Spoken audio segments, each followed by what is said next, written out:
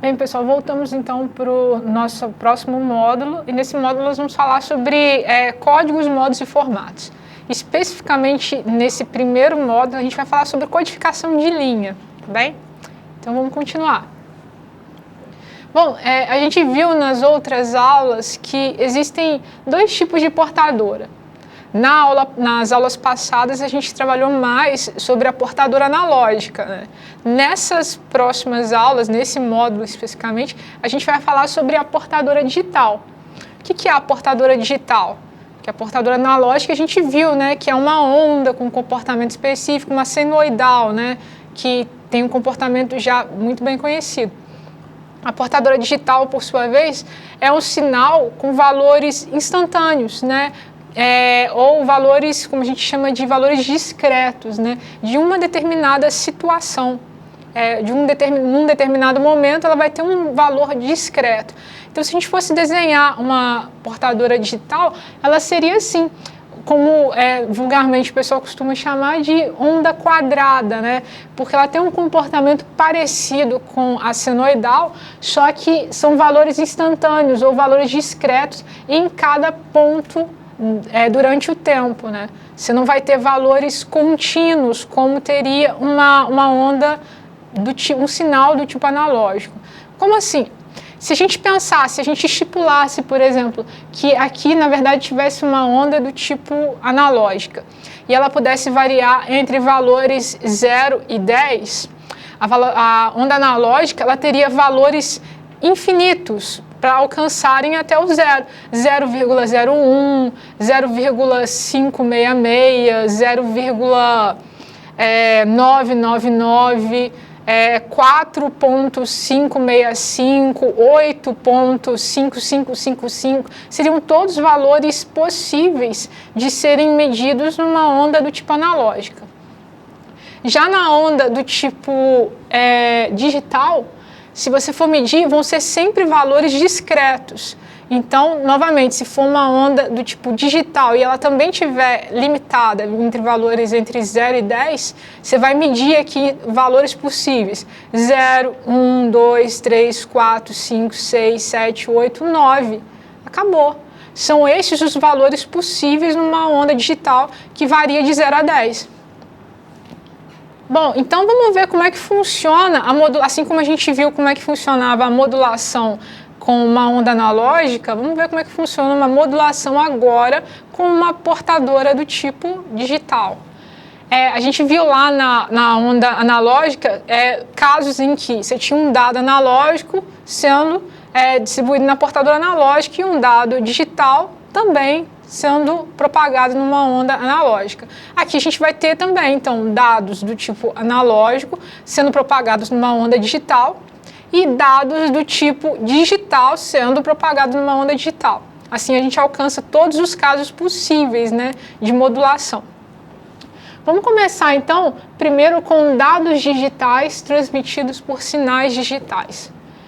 É a forma pela qual a gente vai transmitir dado por um meio no formato digital mesmo. Então, os dados eles devem ser colocados no meio a partir de técnicas de codificação, do tipo codificação de linha ou codificação de bloco. Então, a gente vai ter aqui os dados digitais e eles vão ser transmitidos numa onda digital. Nesse caso, os tipos de codificação que a gente vai abordar são codificação de linha e codificação de bloco. Codificação de linha. Essa técnica, ela serve para converter, então, dados binários em sinais digitais, assim como a codificação de bloco. A gente deve lembrar o seguinte, que todos os dados que são armazenados em meios digitais, eles são o quê? São sequências de bits. Então, todo dado, seja uma foto, uma imagem, um arquivo, ele vai ser o quê? Sequências de bits, né? E para a transmissão dessa informação para um outro meio, por exemplo, eu coloco dois computadores um do lado do outro e coloco um cabo conectando os dois. Eu quero transmitir desse sistema digital para um outro sistema digital. Nesse caso, a codificação vai fazer o quê? Vai converter essas sequências de bits em sinais digitais num meio físico, né, em que você vai conseguir transmitir esse sinal digital para o outro computador e ele vai receber essa informação, vai retirar, né, do sinal digital os bits que foram transmitidos e assim ele vai receber a informação, né? Então, a informação é digital, ela vai ser impressa numa onda do tipo digital e vai ser recepcionada por um emissor. O emissor vai retirar o dado dessa portadora digital e vai, com isso, receber a informação que anteriormente foi emitida. Exemplos que a gente teria de codificação do tipo de linha, os mais comuns, né, de serem citados, são o NRZ, o AMI e principalmente esse último que é o Manchester. Então aqui a gente tem, né, os bits, a codificação de linha sendo impressa numa onda do tipo digital, utilizando, por exemplo, um desses tipos aqui de codificação. Características fundamentais desse processo aqui. Ao contrário, né, do sinal analógico aqui, o sinal digital ele possui apenas um número limitado de valores, né, porque são valores discretos. Então, se você limita a amplitude da onda lá de 0 a 10, os valores discretos que eu consigo ter numa onda digital são 0, 1, 2, 3, 4, 5, 6, 7, 8, 9, talvez o 10, né? Então, tem essa limitação, né, da quantidade de símbolos, de níveis de sinal que você consegue representar dentro de uma portadora digital. Esses valores ali que você consegue, esses níveis de sinais que você consegue dentro de uma portadora do tipo digital, são utilizados para representar os dados, né, que estão armazenados ali, né, no computador ou no sistema digital. E esses valores são nível de codificação de dados, né? Esses valores são utilizados para representar os dados, são o nível de codificação de dados. E a gente tem uma outra questão aqui, que é importante nesse tipo de codificação, que é o relógio de sincronismo, ou clock, que vai definir o número de pulsos por segundo que um dado tem que ser impresso dentro de uma onda. Por exemplo, se o nível for 1, e o clock for T, dentro de T segundos você tem que manter a onda quadrada ou a onda, ou a portadora digital emitindo o 1. Se for 0 o próximo sinal, você tem que manter dentro desses mesmos T segundos o 0 representado na onda digital. E no receptor, o mesmo T, o mesmo clock, tem que ser utilizado para ele ler essa informação, extrair essa informação da portadora digital. Por que isso é importante? Isso é muito importante pelo seguinte, uma determinada informação, se, por exemplo, eu imprimi em 3 T's, ou seja, em 3 clocks, eu imprimi 1, 1 e 1. Se o clock, por exemplo, do meu receptor estiver um pouco mais adiantado e ao invés de, nesse período, ele não lê os 3 clocks, mas lê, na verdade, como se fossem 4 clocks, ele não vai extrair os 3 uns, os 3 bits uns que foram emitidos pelo receptor. Ele vai extrair 4, né? 4 bits 1. Por quê? Porque a onda vai se comportar, vai se manter na posição 1, 1, 1, 1, e, na verdade, ele deveria ler como se fossem 3 clocks diferentes, e como o relógio dele está um pouco mais adiantado, ele vai ler como se fosse 4. Isso é um problema, né, nesse tipo de codificação. Então, é muito importante que os dois, tanto o emissor como o receptor, eles estejam o quê? Sincronizados, né? Então, se a transmissão for síncrona, com o transmissor e o receptor, com relógios distintos, o que vai acontecer, como eu disse, o receptor pode interpretar a comunicação diferentemente do que era pretendido pelo transmissor. Então, o receptor, na verdade, mandou 3 bits no formato 1, 1, 1, e o receptor recebeu, na verdade, 4 bits, né? Ele recebeu os 3 bits, mas leu como se fossem 4 bits do tipo 1, 1, 1. Aqui eu estou ilustrando, né, o que seria, na verdade, isso. Olha, logo acima eu tenho essas marcações horizontais tracejadas aqui, como se fosse a medida do clock. Então, cada final cada intervalo entre esses tracejados aqui seriam, na verdade, um clock do emissor, em que ele está imprimindo ali, né, o 1, o 0, o 1, o 1, o 0, o 0, o 0 e o 1.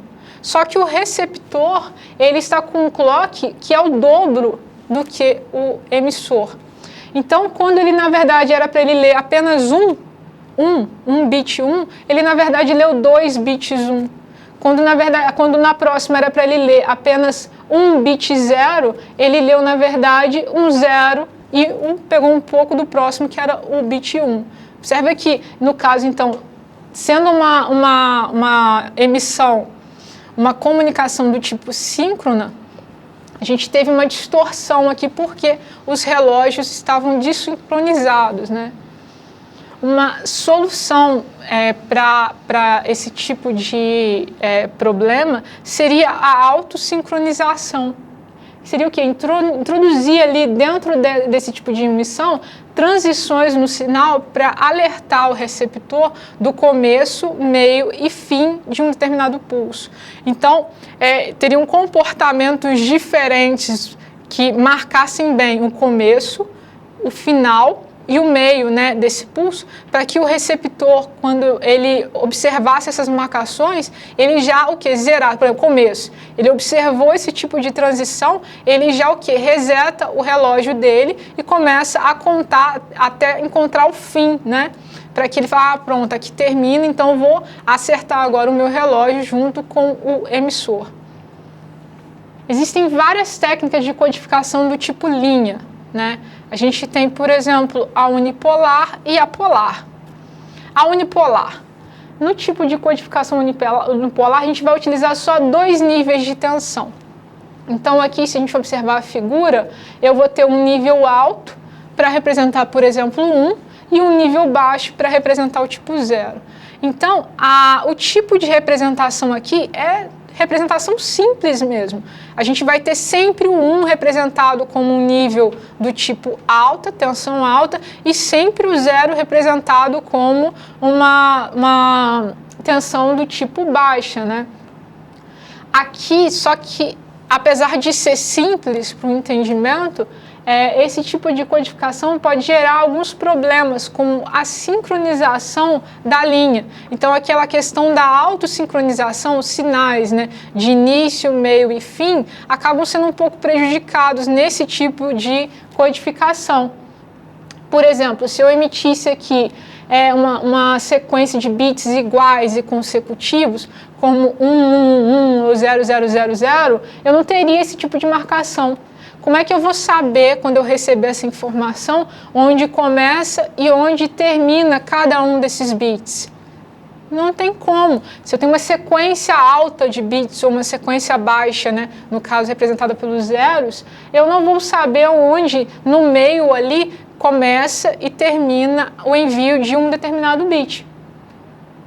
Então, se for uma transmissão do tipo síncrona, o receptor e o transmissor podem acabar ficando com o relógio desincronizado e o receptor não vai ter como escutar algumas informações dentro dessa onda para atualizar o relógio dele.